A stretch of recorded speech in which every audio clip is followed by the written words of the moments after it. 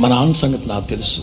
మా నాన్న ధర్మరాజు, హిందువుల్లోంచి వచ్చాం గనక, 5 అన్నదమ్ముళ్ళు గనక మా నాన్నని ధర్మరాజు అనేవాడు. మా నాన్న కుటుంబాన్ని ముందుకు తీసుకెళ్ళడానికి ఎంత ప్రయాసపడేవాడు. I know my father. మా నాన్న ఇబ్బంది పడుతున్నాడనే, మా నాన్న మీద ఆధారపడకూడదని నేనే, ఇక స్నేహితులు ఏమైనా అనుకుంటారేమో, ఫ్రెండ్స్ ఏమైనా అనుకుంటారేమో, సమాజంలో చిన్నతనంగా ఉంటుందేమో, లెట్ ఇట్ బి, నాకు అవన్నీ అనవసరం. మా కుటుంబం సంగతి నాకు తెలుసు, మా ఫ్యామిలీ సంగతి నాకు తెలుసు. నా భవిష్యత్తు నేను ఆలోచించుకోవాలి, నేను గైడ్లు కొనుక్కోవాలి, పుస్తకాలు కొనుక్కోవాలి. నాకు ఇబ్బంది, అందుకని పేపర్ తెల్లవారుజామున పేపర్ వేయడానికి వెళ్ళాను, పాల ప్యాకెట్ వేయడానికి వెళ్ళాను, అండ్ ఫుడ్ కార్పొరేషన్లో పనిచేశాను. మా అన్న ఫ్రెండు చేపల రొయ్యలు చెరువులకి మేత వేస్తుంటే ఆ మేత వేసే కంపెనీలో పనికి వెళ్ళాను.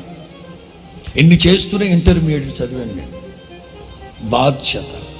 దావీదు తల్లిదండ్రుల మీద ఆధారపడలేదు. ప్రతి చిన్నదానికి ఏదన్నా అడుగుతారు తల్లిదండ్రుల్ని, వాళ్ళు ఏదన్నా కాదన్నారు అనుకో, అడిగింది కొనిపెట్టలేనివాడు ఎందుకు కన్నావు మమ్మల్ని, ఇట్లా మాట్లాడితే ఎట్లా? దేవుని మీద ఆధారపడండి.